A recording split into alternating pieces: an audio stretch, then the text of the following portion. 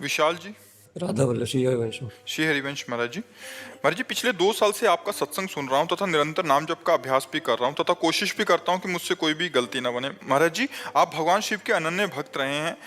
मैं आपसे यही पूछना चाहता हूँ कि मुझ अधम को भगवान के दर्शन कैसे हों। मैं सिर्फ उनके लिए ही जीना चाहता हूँ। मेरे अंदर भी उनके मिलन की ही व्याकुलता है। हाँ, मैं उन्हीं के लिए वैसे तो हूँ है यही भगवान के दर्शन के लक्षण कि उनके सिवा हमारा कोई है नहीं। जैसे काशी के घाटों में जब थे तो सत्य मानना, वो जीवन केवल भगवान ही जिला सकते, अन्यथा जीना मुश्किल है।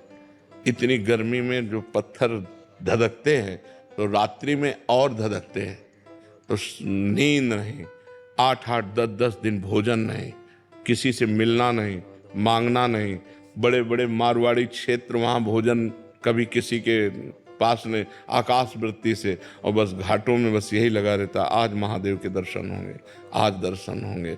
वो व्याकुलता, कभी रो पड़ते, प्रभु आपके सिवा हमारा कोई है नहीं, आप अव्यक्त हो, मुझे शांति नहीं मिल रही, जब तक आप मुझे मिलोगे नहीं।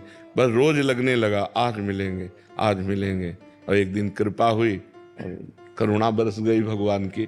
तो जब कोई संबंध न रह जाए, अन्य कोई आशा न रह जाए, एक केवल भगवान मिलन की आशा, और उस आशा में जिया न जाए, ऐसा लगे अगर अब नहीं मिलेंगे तो प्राण निकल जाएंगे।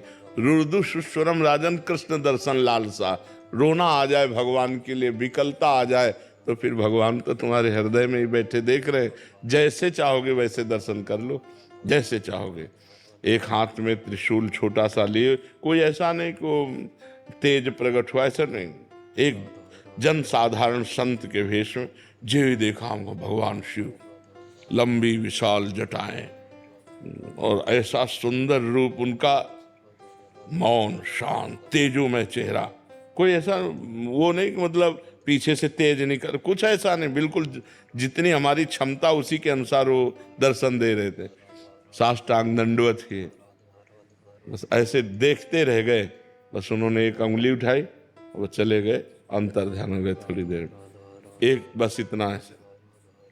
तो हमें लगा कि बस यही उपदेश कर रहे हैं कि एक ही परमात्मा है, एक ही शिव है, वो सब रूपों में व्याप्त एक ही है, बस एक का अनुभव कर लो, बस हो गया सब कुछ।